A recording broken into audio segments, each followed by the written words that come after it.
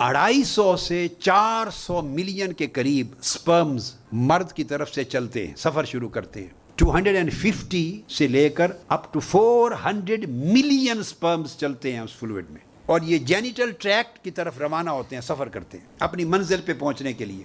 Million سارے کے سارے سپرم مر جاتے ہیں، چند ہزار یا چند سو، فیو تھاؤزنڈ یا فیو ہنڈریڈ، بعض اوقات 200 300 تک کم ہوتے، اتنے پہنچتے ہیں جا کر عورت کی طرف سے جو سیل ہے ایگ اس تک پہنچتے ہیں۔ Out of 300 million plus and minus, چند ہزار چند سو پہنچتے ہیں، اور وہ پھر اس ایگ کو فرٹیلائز کرنے کی کوشش کرتے ہیں۔ یہ اللہ کا بنایا ہوا نظام دیکھیں کہ عورت کو اس رب نے کتنی اہمیت دی ہے۔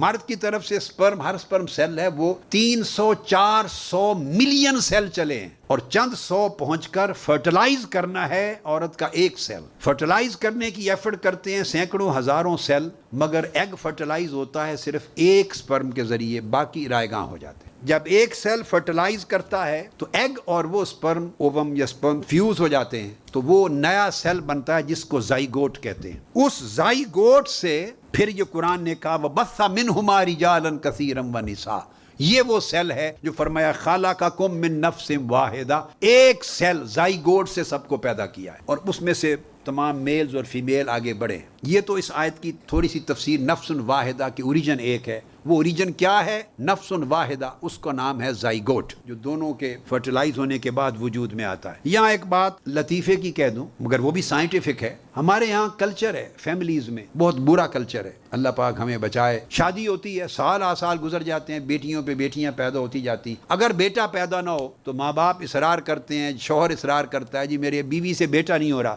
شادی اور کر لیتے۔ میں اس کو انتہائی ظلم اور جہالت کی بات سمجھتا ہوں، اور یہ لطیفہ میں نے اس لیے کہا کہ میں مردوں کو سمجھانا چاہتا ہوں کہ وہ جو بیٹا نہیں ہو رہا اور بیٹیاں ہی پیدا ہو رہی ہیں، اس میں آپ کی بیوی کا قصور نہیں ہے، آپ کی اپنی کمزوری ہے۔ آپ ایک نہیں 10 بیویاں کر دیں گے، اگر بیٹا مقدر ہے تو اسی سے ہو جائے گا، اگر نہیں ہے تو 10 بیویاں یکے بعد دیگرے بھی کرتے رہیں تو نہیں ہوگا۔ اس لیے کہ سپرم یہ ان کے ساتھ پھر سیکس سیلز بھی ہوتے ہیں، سیکس کروموسومز ہوتے ہیں۔ عورت کے پاس بھی 2 ہوتے ہیں کروموسومز، اور ان کو ایکس کہتے ہیں، اور دونوں ایکس ہوتے ہیں، ایکس 2 ایکسز ہوتے ہیں۔ مرد کے 2 کروموسوم سیکس کروموسوم ہوتے ہیں، ایک ایکس اور ایک وائی۔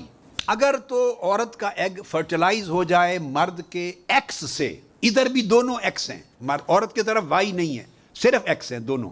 مرد کے پاس ایکس بھی ہے، وائی بھی، اگر ایکس سے فرٹیلائز ہو جائے تو بیٹی پیدا ہوگی، چونکہ پہلے ادھر بھی ایکس تھا تو اس کا بھی ایکس مل گیا، بیٹی ہوگی۔ اگر مرد کا وائی طاقتور ہے اور وائی فرٹیلائز کر دے تو وائی اور ایکس مل جائیں تو پھر بیٹا پیدا ہوگا۔ مجھ سے چند دن پہلے کینیڈا میں سفر کے دوران کسی نے پوچھا کہ یہ بیٹیاں پیدا ہوتی ہیں، بیٹا کیوں نہیں پیدا ہوتا؟ ایک مولانا صاحب ہیں، ان کی بیٹیاں، تو ان کو پرابلم تھا کیوں نہیں پیدا ہوتا۔